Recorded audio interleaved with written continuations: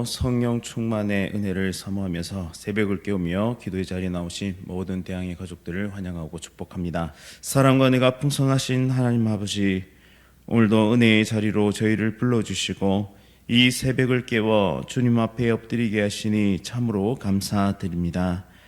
어제보다 오늘을 더 주의 뜻에 가까이 살아가길 원하며 말씀과 기도로 새 힘을 얻게 하여 주옵소서.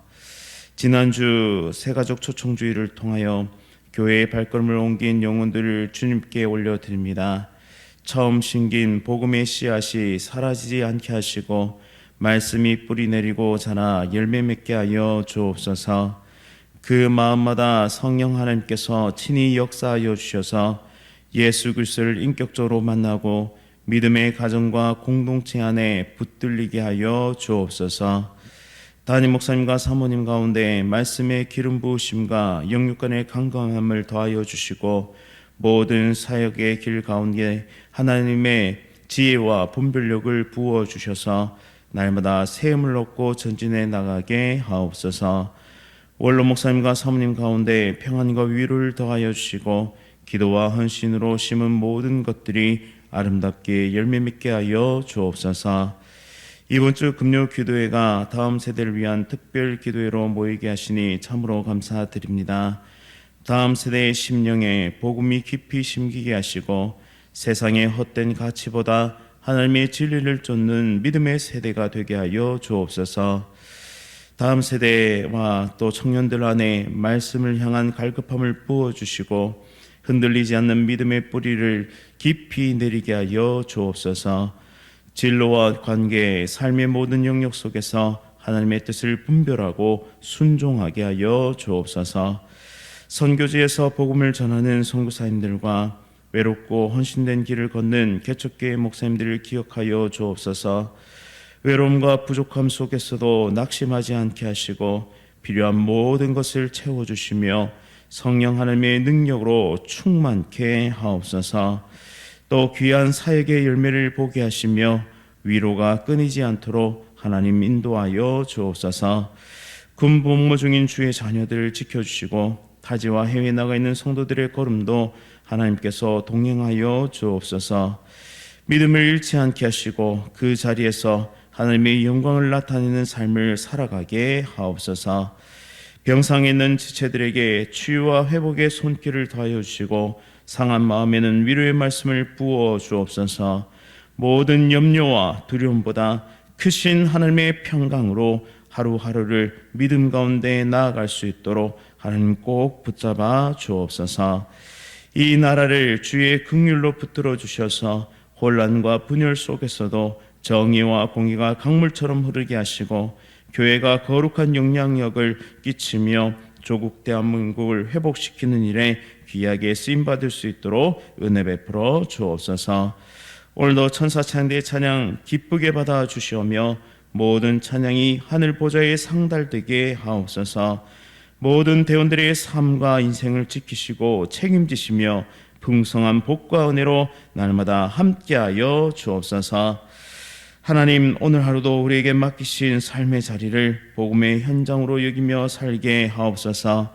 작은 일에도 주님의 이름을 드러내게 하시고 예수 그리스도의 향기가 우리의 삶에서 흘러나올 수 있도록 은혜 베풀어 주옵소서. 이 모든 말씀 우리 주 예수 그리스도의 이름으로 간절히 기도드립니다. 아멘. 오늘 하나님께서 우리에게 주시는 말씀은 마태복음 24장 15절부터 31절까지의 말씀입니다. 신약성경 41면에 있습니다. 마태복음 24장 15절부터 31절까지의 말씀 한 절씩 교독하실 때 살아계신 하나님의 음성 들으시기 바랍니다. 그러므로 너희가 선지자 다니엘이 말한 바 멸망에 가정한 것이 거룩한 곳에 선 것을 보거든 잃는 자는 깨달을진저. 그때 유대에 있는 자들은 산으로 도망할지어다. 지붕 위에 있는 자는 집 안에 있는 물건을 가지러 내려가지 말며 밭에 있는 자는 겉옷을 가지러 뒤로 돌이키지 말지어다. 그날에는 아이 벤 자들과 젖 먹이는 자들에게 화가 있으리로다. 너희가 도망한 일이 겨울이나 안식일에 되지 않도록 기도하라. 이는 그때에 큰 환란이 있겠음이라. 창세로부터 지금까지 이런 환란이 없었고 후회도 없으리라. 그 날들을 감하지 아니하면 모든 육체가 구원을 얻지 못할 것이나 그러나 택하신 자들을 위하여 그 날들을 감하시리라. 그때 사람이 너에게 말하되 보라 그리스도가 여기 있다 혹은 저기 있다 하여도 믿지 말라. 거짓 그리스도들과 거짓 선지자들이 일어나 큰 표적과 기사를 보여 할 수만 있으면 택하신 자들을 미혹하리라. 보라 내가 너에게 미리 말하였노라. 그러면 사람들이 너에게 말하되 보라 그리스도가 광야에 있다 하여도 나가지 말고 보라 골방에 있다 하여도 믿지 말라. 번개가 동편에서 나서 서편까지 번쩍임 같이 인자의 인만도 그러하리라. 죽음이 있는 곳에는 독수리들이 모일 것이니라. 그날 환난 후에 즉시 해가 어두워지며 달이 빛을 내지 아니하며 별들이 하늘에서 떨어지며 하늘의 권능들이 흔들리리라. 그때 인자의 징조가 하늘에서 보이겠고 그때 땅의 모든 족속들이 통곡하며 그들이 인자가 구름을 타고 능력과 큰 영광으로 오는 것을 보리라. 함께 읽겠습니다. 그가 큰 나팔 소리와 함께 천사들을 보내리니 그들이 그의 택하신 자들을 하늘 이 끝에서 저 끝까지 사방에서 모으리라. 아멘.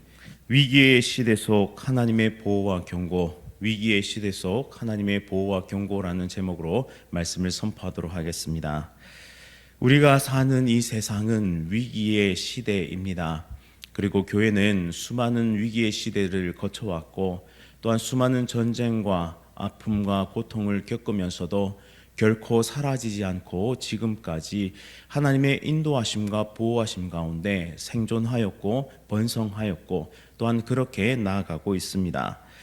오늘 마태복음 24장 15절부터 28절은 예수님께서 제자들에게 주신 경고 중에 하나로 단지 종말에 대한 계시가 아니라 하나님의 백성이 위기 가운데 어떻게 살아가야 할지에 대한 중요한 교훈을 담고 있습니다. 오늘 본문을 살펴보면서 위기의 시대 가운데 우리는 무엇을 분별하고 어떠한 삶을 살아가야 하는지 또한 우리에게 어떠한 것이 소망이 되는지를 살펴보고자 합니다. 예수님은 제자들에게 다니엘서의 예언을 인용하시면서 멸망에 가증한 것이 거룩한 것에 선 것을 보거든 도망하다라고 그렇게 말씀하십니다. 여기에서 멸망에 가증한 것이 거룩한 곳에 선다는 것은 안티오코스 에피파네스가 이 성전 모독을 했던 그 사건을 지칭하는데요. 주전 167년 예루살렘 성전에 이방 제우스의 신상을 세우고 돼지로 제사를 드렸던 그런 끔찍한 신성 모독이 자행되었습니다. 유대인에게 있어서 성전은 하나님께서 임재하시는 신성한 곳이었는데요. 그런데 그런 거룩한 곳에 우상 숭배가 자행되었으니 이것은 끔찍하고 참혹한 일이었습니다. 그런데 여기에 그치는 것이 아니라 병행구절 누가복음 21장 20절을 살펴보시면 예루살렘이 군대에게 에워싸이는 것을 보거든 그 멸망이 가까운 줄 알라라고 또한 예수님께서 말씀하십니다. 따라서 여기에서 멸망에 가증한 것은 단지 하나의 사건만 지칭하는 것이 아닙니다. 이는 하나님의 거룩한 성전이 이방 군대에 의해 침범되고 파괴되는 이 역사의 전체적인 상황을 말씀하고 있는 것이죠. 즉 AD 70년에 로마 군대가 예루살렘을 함락하고 그리고 성전을 불태우고 파괴한 사건을 이 예언의 성취로 보기도 합니다.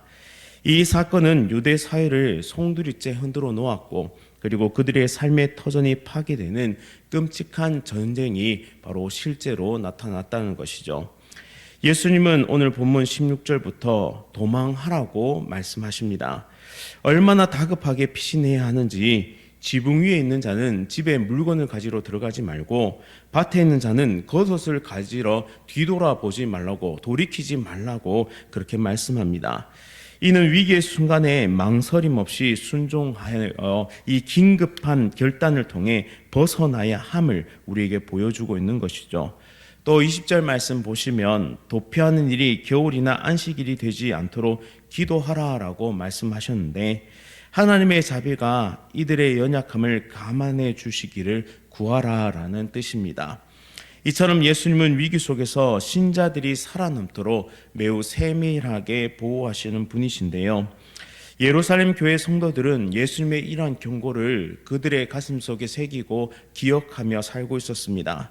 그리고 그 계시를 따라서 요단강을 건너서 펠라라는 도시로 피난 가게 되는데요. 이 예루살렘으로부터 80km에서 길게는 100km 정도 떨어진 비교적 안전한 도시가 바로 펠레라는 도시였습니다. 이를 교회 역사가 유세비우스는 그의 저서 교회사 3권에서 이렇게 기록하고 있는데요. 예루살렘에 거하던 성도들은 주님께서 예언하신 경고의 말씀을 기억하고 성령의 계시를 따라 요단 동편의 도시 펠라로 도망하였다라고 기록하고 있습니다. 이 사건은 단지 도피가 아니라 하나님의 말씀이 어떻게 역사 속에서 구원의 통로가 되었는지를 보여주는 생생한 증거입니다. 말씀에 대한 즉각적인 순종을 통해 그들은 생명을 구원받았고, 또한 유대 중심의 기독교가 이방 중심의 기독교로 변화되는 중요한 기점을 맞이했습니다. 즉 전쟁으로 흩어진 기독교인들로 인해서 헬라 지역으로 복음이 뻗어나가는 중요한 사건이 되었다라는 것이죠. 그래서 어떤 학자들은 이것을 새로운 출애굽이다라고 명명하기도 하였습니다. 우리는 이것을 통해 무엇을 교훈받을 수 있느냐? 말씀에 귀를 기울이고 순종하는 신앙이 우리의 생명을 살린다라는 것이죠. 펠라로 도피한 초대교회 성도들은 예수님의 말씀을 단순히 상징으로 해석하지 않고 성령의 조명하심과 감동하심을 통해 현실로 받아들였던 것입니다. 우리는 말씀을 지식으로만이 아니라 진정한 삶의 지침으로 삼고 즉각적으로 순종하며 살아야 할 줄 믿습니다. 그것이 환난의 때에, 위기의 때에 우리의 생명을 구원하는 중요한 길이 될 것입니다. 예수님은 이 환난의 때를 21절에서 창세로부터 지금까지 이런 환난이 없었고 후에도 없으리라 라고 말씀하고 계십니다. 예수님은 주 70년 예루살렘의 멸망을 미리 보고 계신데요. 그리고 이것은 유대민족에게 전무후무한 환난이 될 것이다 라고 경고하고 있는 것입니다. 실제로 요세푸스의 기록에 따르면 이 예루살렘의 포위와 멸망은 상상할 수 없을 만큼 공포와 잔혹함으로 가득 차 있음을 우리는 이 역사적 기록을 통해 발견할 수 있는데요.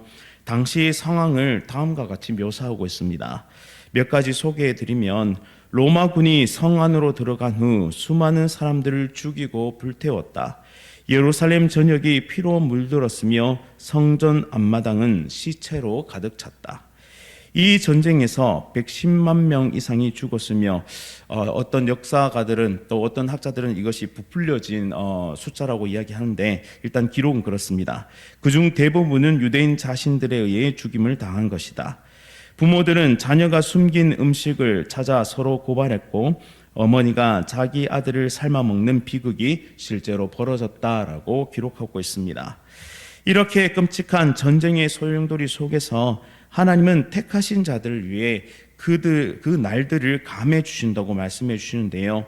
22절 말씀에 그 날들을 감하지 아니하면 모든 육체가 구원을 얻지 못할 것이나 라고 이 전쟁의 참혹함을 말씀하고 계십니다. 모든 사람이 멸망할 정도로 치명적인 전쟁이어서 이 전쟁 때문에 신자든 불신자든 모두 죽을 수밖에 없는 그런 상황이었기 때문에 그 날들을 감하신다라고 말씀하고 계시죠. 하나님은 택한 자들로 인해서 긍휼을 베풀어 주셨습니다. 여기서 택한 자들이란 예수 그리스도를 믿는 참된 하나님의 백성, 곧 교회와 성도들을 지칭하는 표현인데요. 당시 맥락에서 이해하자면 예루살렘 내외에 거주하던 유대인 그리스도인들을 포함하는 것입니다.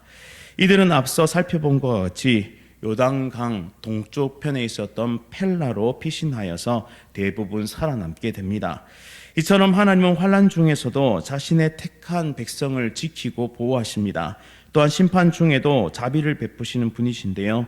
따라서 성도는 환난 속에서도 하나님의 손길을 신뢰하며 말씀에 순종하며 생명의 길을 따라가야 하는 것입니다. 우리는 이 말씀을 통해 한 가지 또 교훈을 찾게 됩니다. 하나님은 심판 속에서도 자비와 긍휼을 베푸시는 분이시다라는 것이죠.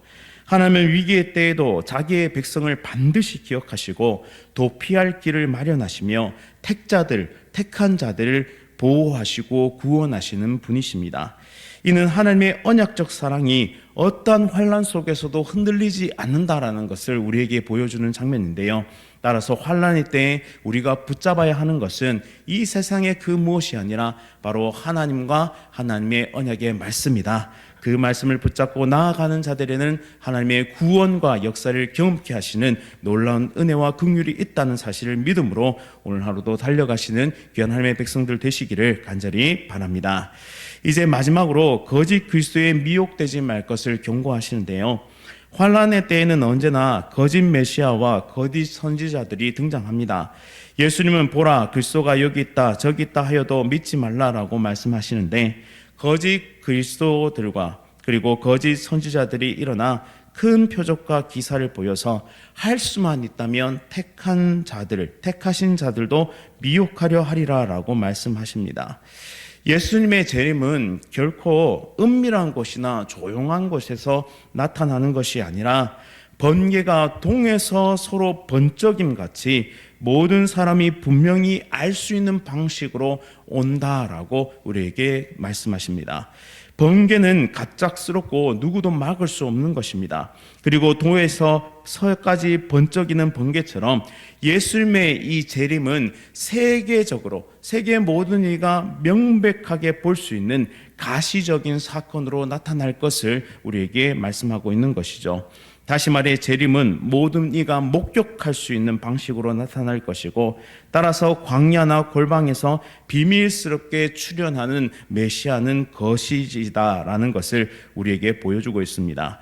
또 죽음이 있는 곳에 독수리들이 모일 것이다 라는 말씀은 예수님의 재림이 마치 독수리가 썩은 고기를 쉽게 알아챌 수 있듯이 숨길 수 없는 사건이 될 것이다 라는 것이죠.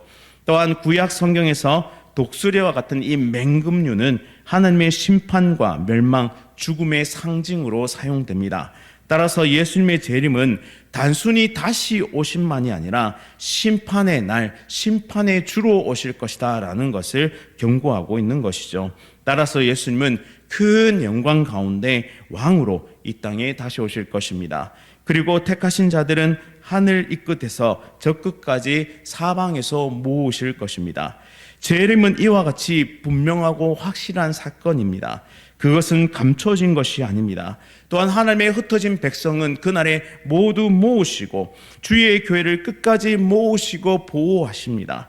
따라서 이것이 우리의 삶의 중심이어야 하고 우리 삶의 환난 중에 소망의 근거가 되어야 합니다. 따라서 지금의 고난과 환난은 결코 우리의 끝이 아님을 기억하시기 바랍니다. 따라서 거짓된 종말론에 흔들리지 말고 항상 하나님의 말씀에 근거한 삶을 살아가야 하고 그렇게 재림을 준비해야 하고 또한 영원한 나라를 소망하며 깨어서 살아야 합니다. 예루살렘 성전은 무너졌지만 그리스도의 교회는 그 환난 가운데서 살아남았습니다. 우리는 세상의 권세나 건물이 아니라 무너지지 않는 하나님의 나라를 바라보면서 살아야 합니다. 오늘 하루도 우리 가운데 있는 모든 환난과 고통 속에서 오직 하나님 한 분만을 바라보며 택하신 백성을 끝까지 인도하시는 주님과 믿음의 길을 걸어가는 하나님의 거룩한 백성들 다 되시기를 간절히 바랍니다. 말씀을 기억하면서 함께 기도하겠습니다. 사랑과 은혜가 풍성하신 하나님 아버지, 오늘 말씀을 통해 위기의 순간에도 우리를 인도하시고 보호하시는 하나님의 섭리를 깊이 묵상하게 하시니 참으로 감사드립니다. 멸망에 가증한 것이 거룩한 곳에 설 때 피할 길을 마련하셨던 것처럼 늘 하나님의 백성을 기억하시고 인도하신 은혜를 믿음으로 받아들일 수 있도록 은혜 베풀어 주옵소서. 펠라로 피신하였던 성도들처럼 우리도 하나님의 말씀을 기억하고 순종하는 믿음을 갖게 하시고 혼란과 미혹이 많은 시대 속에서도 하나님의 진리 가운데 굳게 서게 하여 주옵소서. 하나님의 재림은 모든 이가 알 수 있도록 분명하게 임할 것을 믿습니다. 그날을 기다리는 동안 늘 말씀에 깨어있게 하시고 세상의 소리에 흔들리지 않으며 믿음으로 하루하루를 살아가게 하여 주옵소서. 오늘 받은 이 말씀을 마음에 새기고 삶 속에서 실천하며 어떤 상황 속에서도 하나님만을 신뢰하는 복된 삶을 살아가게 하옵소서. 이 모든 것을 하나님께 맡겨드리오며 예수 그리스도의 이름으로 간절히 기도드립니다. 아멘. 하늘에 계신 우리 아버지여, 이름이 거룩히 여김을 받으시오며 나라가 임하시오며 뜻이 하늘에서 이루어진 것 같이 땅에서도 이루어지이다. 오늘 우리에게 일용할 양식을 주시옵고 우리가 우리에게 죄 지은 자를 사하여 준 것 같이 우리 죄를 사하여 주시옵고 우리를 시험에 들게 하지 마시옵고 다만 악에서 구하시옵소서. 나라와 권세와 영광이 아버지께 영원히 쌓옵나이다. 아멘. 오늘은 태국 땅을 섬기는 이규식 선교사님을 위해 함께 기도드리겠습니다. 발라뭉 세빛교회를 통해서 구제 사역이 활발히 이루어질 수 있도록 엘드림 국제학교를 통해 기독교 인재들이 잘 양성될 수 있도록 고안 사역을 통해 결손 가정 아이들이 하나님의 사랑을 경험하도록 활발한 구제 사역을 위해서 국제학교를 통한 기독교 인재 양성을 위해서 고안 사역을 통한 결손 가정 아이들의 회복과 성장을 위해서 우리 태국에 계신 이규식 선교사님을 위해서 함께 기도하겠습니다. 또한 이어서 이번 주 금요일에 있을 다음 세대 특별 금요 기도를 위해서 또한 암과 여러 가지 질병으로 치료 중이신 성도들의 회복을 위해서 함께 기도하겠습니다. 오늘 하루도 성령 충만으로 승리하십시오.